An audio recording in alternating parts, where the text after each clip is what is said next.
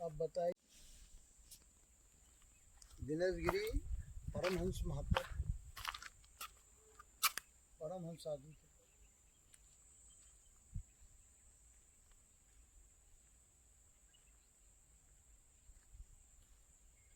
हर समय मन को शांत कैसे किया जाए। हर समय कभी विचलित हो जाता है मन, कभी अशांत हो जाता है। श्वास को आराम से रोको। हृदय देश में रुक रही है तो हृदय देश में, नाभि में तो नाभि में, आपको तुरंत कंट्रोल हो जाए।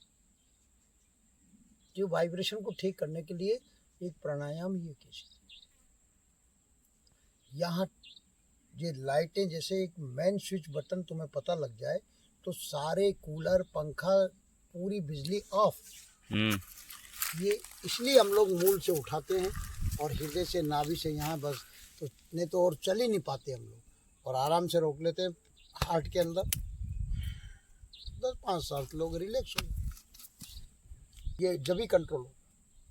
ये यहाँ जो वाइब्रेशन आ रहे हैं बिना श्वास के सुमरन के, मन शांत हो गए। नहीं मन तो सुरत यहाँ लगेगी, सो मन शांत, ये वाइब्रेशन खत्म। सुरती को यहाँ जोड़ोगे तो मन वहीं होगा ना, हमेशा ही रहेगा। श्वास में जोड़ दो, जब बेचैन हो रहा जब काम लो। कर्म योग कर रहे हो, ज्ञान योग कर रहे हो, सब कुछ कर रहे हो। बाकी अगर श्वास का ध्यान है आपको तो हमेशा नहीं, जब बेचैनी होती है और जब सहज भाव में आ जाता है ये अपने आप ही, तो आनंद लो, खुले नैनों देखो परमात्मा। अच्छा भी और आ रहा है तो फिर आने दो। एक तोड़ तो ये योग के द्वारा, सुरती योग सुमरन से प्राण आराम से लो और फिर छोड़ो। 10-5 सांस लोगे रिलैक्स हो जाए। प्राण अपान मिलावे हैं। अरे मिलाने की जरूरत नहीं, तुम तो आराम से खींचो और छोड़ो। मतलब श्वास को जितनी आप कम भी होगी, कम लेने में आएगी उतनी आयु बढ़ेगी। ये आपके ऊपर डिपेंड करता है। बैठत 12, चलत 18, दौड़त में 32 और भोगत में 64। अब इतनी सांसें तुम खर्च कर रहे हो, बाकी तुम्हारे काया का क्या होगा फिर? सही बात है। फिर इसलिए योगी को सुमरन करना चाहिए ना, और प्राण के ही मेन चीज। और प्राण में ही वो शिव तत्व है जो पूरी बॉडी में वाइब्रेशन फैला रहा है। और आप तो आत्मा है जो अनंत पावर है। आपका निस्वरूप, आप जो होश में रहते हो। अभी तुम मन के चक्कर में पड़े हो। अच्छी बात है, मन तुम्हारे अधीन रहना चाहिए, बुद्धि तुम्हारे अधीन रहना चाहिए, इंद्रियां तुम्हारे अधीन रहना चाहिए, क्योंकि तुम आत्मा शुद्ध होती है। आत्मा निर्दोष है, गुणातीत है, तत्वातीत है, तत्व से भी अतीत है। और ये आपने ही भूल कर रखी है अज्ञान से, कि आपको गुरु इसी बात का तो भेद देता है कि आप अपने इसको कैसे कंट्रोल करें। वो है सुमिरन। सुमिरन की सुधियों करो जो गागर पनिहार, हाले डोले चले और सूरत अपने मुकाम पर। एक चीज, श्वासा की कर सुमरना, अजपा का कर जाप, सोहम पवन में बोई दे। अब बोना थोड़ी है, सोहम की तो ध्वनि आ रही है। ओहम सोहम की तो ध्वनि श्वास में सुनाई देगी आपको। एक जानवर से भी अगर श्वास का अगर सुनोगे तो उसकी श्वास की गति देखना।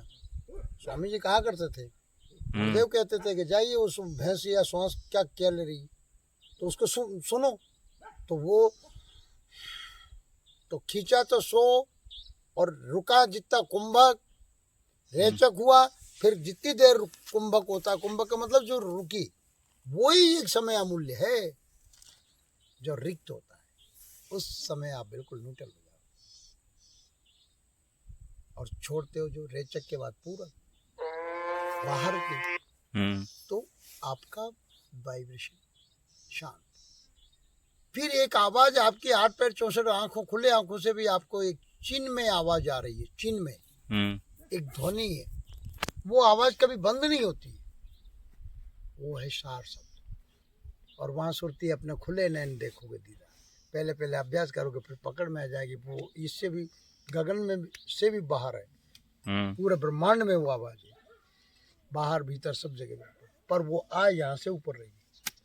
खोजो गगन से न्यारा, वो स्पष्ट आपके यहीं सुनाई देगी। कोई ने कह दिया झींगुर जैसी आवाज, कोई ने कह दिया तो ये नीचे की कई आवाजें हैं, शंख है, घड़ियाल है, निनाद है, घंटा शंख ध्वनि बाज रहे हैं, सब इसी में बज रहे हैं ये ध्वनियाँ काया में है ये सब। काया के अंदर, गगन में। आप सुन लो, यहाँ से कम तुम ऊपर तो चलो। सुरती, और सुरती सहज है, श्वास, तुम तो सूरत को तो भेजो, सूरत तो कहीं भी चली जाएगी, पर हम लोग तो हाल तो यहीं अटक रहे हैं। तो जैसे जैसे योग में साधक आगे बढ़ेगा, योग का मतलब सुरती का योग, सहज योग, सहज योग, सहज सुरती में भेज दो, आपका विचार क्या करेगा, खाएगा क्या, अपने आप शांत हो रहा है। वो तो तरंग जा रही, नेगेटिव आ रही, पॉजिटिव आ रही, उसको पकड़ रहे हो तुम, इसलिए फीलिंग कर रहे हो।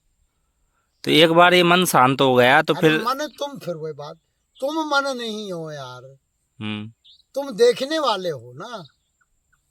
आ रहा है तो आने दीजिए वो कचरा, उसको ना तो नकारात्मक करना, ना सकारात्मक, ना पकड़ना, ना हर्ष करना, ना शोक। देख रहे हो साक्षी से, क्या बिगड़ेगा, दृष्टा बन जाओ ना, दृष्टा बन जाए, दृष्टा बन जाओ। मन जाए तो जाने दे, कबीर साहब कहते हैं मन जाए तो जाने दे, दृढ़ कर राग शरीर। शरीर का मतलब निस्वरूप, अपने आप को तो देख। ये विवेक देखेगा कि ये मैं नहीं हूँ, मन में नहीं हूँ, मन एक कल्पना तरंग है, अज्ञान मस्तिष्क के अंदर जो तरंगे आ रही हैं, नेगेटिव पॉजिटिव। योगी का मन नहीं रहता है क्या? मन का है, मन तो कहीं आत्मा है, वो तो स्वयं को आत्मा मान लिया उसने, आत्मा मान के जान, स्वयं है ही, मानना अलग चीज है, जान लिया उसने, वो तो अनुभव हो गया। क्योंकि फिर उसको पता लग गया कि ये बॉडी प्रकृति की है और प्रकृति में का कमांड मेरे से हो रहा है।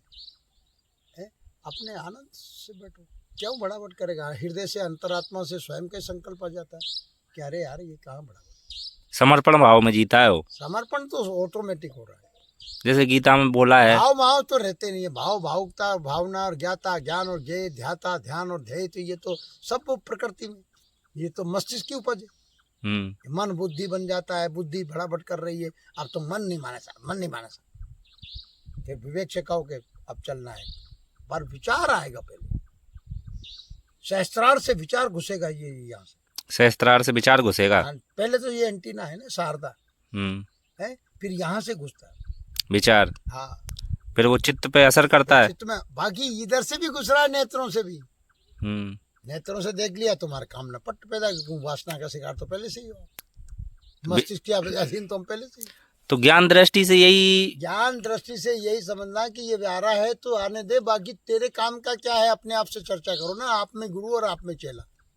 अच्छा, मन को चेला बना लो, और अविवेक गुरु है, सतगुरु है परमात्मा, और गुरु का ज्ञान है, अपने आचरण में लाया कि भैया तू क्या मिलेगा तुझे, जरा देख तो सही, जो भी आ रहा है वो तुम जानो, उसको जैसा विचार आ रहा है भाई आप उसको जानो तो सही, तुम घबरा क्यों रहे हो भाई, उसको पहचानो कि वास्तव में जो विचार आ रहा है वो लोकहित में आ रहा है या पारलौकिक है या आत्म कल्याण के लिए है या किसी का हित हो रहा है, तो उस विचार को संकल्प करके आप क्रिया में लिया।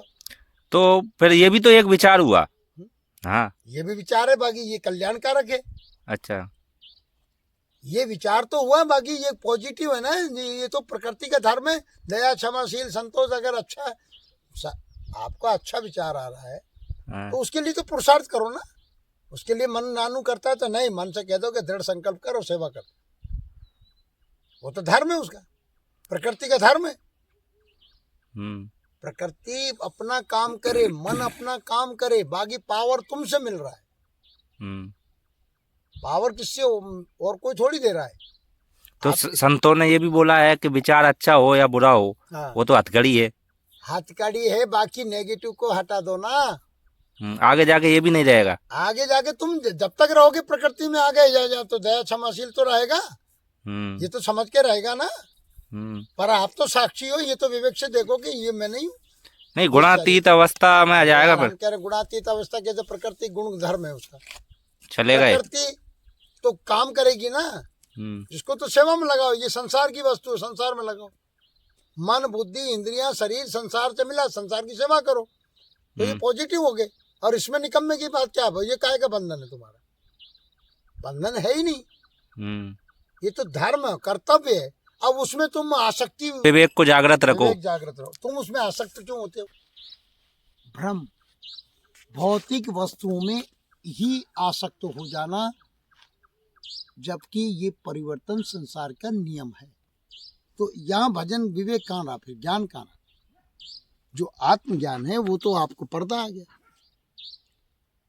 आप मर्यादित, इसलिए हमारे जो वेद हैं बिल्कुल सही है। मर्यादित गुरुवाणी जो है, जितने भी सूत्र है उसके हिसाब से जीवन जी रहे हो। टैली करके देख लो कि मैं चरित्र में, का बोलने में, खाने में, पीने में मर्यादित जीवन जी रहा हूँ या नहीं। तो ये धर्म है आपका, मर्यादित जियो। हाँ, ये प्रकृति का नियम है।